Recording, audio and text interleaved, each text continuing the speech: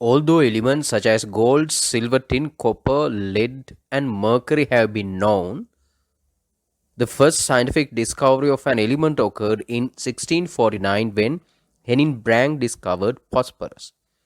He was a German merchant, pharmacist, and alchemist. Then the number of elements discovered has increased. Nowadays, there are 118 elements known. This makes it difficult to remember the behavior and properties of these elements. Hence, it is important to classify elements according to their properties. It helps us understand how different elements form different compounds. Since there are many elements, it makes sense to group elements with similar properties. For example, we can divide elements as metals, nonmetals, and metalloids. But you can see these categories are too broad. Scientists were trying to group elements having similar properties, but they did this with the elements discovered at that time. According to the history of the periodic table, they tried to categorize elements as Dobereiner's triads, Newland's octaves, Lothmeyer's classification, Mendeleev table, and finally modern periodic table.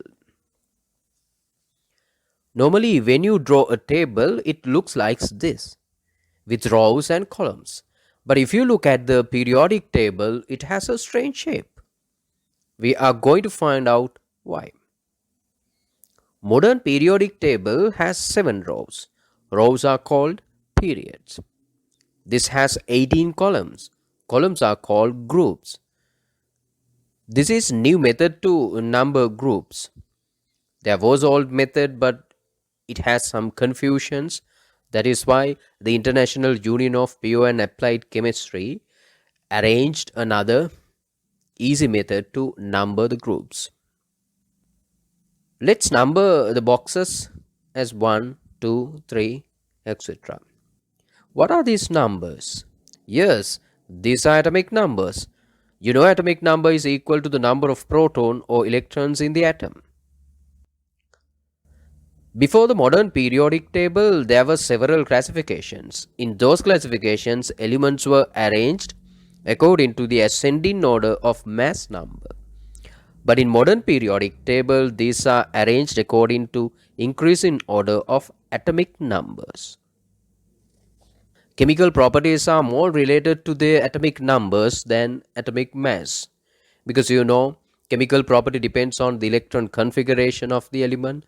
Electron configuration is written based on the atomic number, not the mass number. Let's fill these boxes. First, number 1, that should be for the atom which has the atomic number 1. We know it is hydrogen. Hydrogen nucleus has only one proton. Next, the box number 2, that should be filled with helium because it has the atomic number 2. Third box is filled with lithium because lithium has atomic number 3. So likewise, all the other boxes can be filled with the elements according to their atomic numbers. What does the periodic number tell us? It tells us the number of electron shells, or in other words, orbitals, or orbits, or we can say energy levels in an atom. So we can predict the number of shells or energy levels without drawing the electron configuration. As example, hydrogen is in the first period. So this means hydrogen has one energy level, one shell. Nitrogen is in second period. So nitrogen has then 2 shells or 2 energy levels. Similarly, calcium is in fourth period. This means calcium has 4 energy levels. In a group, the element having similar chemical properties are grouped together. Let's look at the first group. Except hydrogen, all the other are metals. These are called alkali metals. They have same valency 1. Group 2. Group 2 elements are called alkaline earth metal. They have same valency 2. Group 16 elements are called chalcogens. They have same valency 6. Likewise, group 17 elements are called halogens. They have same valency 7. And finally, group 18 elements, those are called noble gases. Why do the elements in a group have same valency and similar chemical properties? Because they have similar electronic configuration. Let's start with group 1 elements. Atomic number of hydrogen is 1. Then electron configuration is 1s1. Atomic number of lithium is 3. Electron configuration is 1s2 2s1. Third element, sodium. The atomic number of sodium is 11. Then electron configuration is 1s2 2s2 2p6 and 3s1. Similarly, electron configuration of other elements in group 1 can be obtained. As you can see, the valence shell has one electron in each element. Generally, it is in ns1 configuration.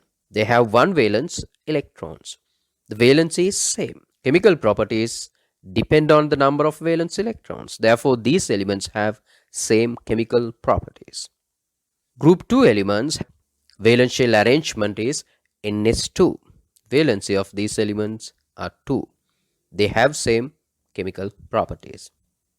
The other group also have similar valence shell electron arrangement. In 6th and 7th period, there is something interesting. The elements having atomic numbers from 57 to 71 and 89 to 103 are arranged separately below the periodic table. Therefore, this is done to compact the periodic table. If we add this separate table to the main table, the number of groups increases to 32. It's not convenient. The elements 57 to 71 are called lanthanide series because they start with the element lanthanum. Elements 89 to 103 are called actinide series because they start with the element actinium. There is another way to classify these elements within the periodic table. That's according to the type of orbital where the last electron is filled to. If the last electron is filled to S sub-energy level or S orbital, that element is categorized as S block element. So according to that, first and second group elements are S block elements. If the last electron is filled to P sub-energy level, these elements are P block elements. Group number 13, 14, 15, 16, 17 and 18. Those elements are considered as P block elements. If the last electron is filled to D sub-energy level, those elements are called D block elements. Here group number 3 to 12, we have D block elements. Same way, if the last electron is filled to F sub-energy level, those are called F block elements. F block elements are separately grouped.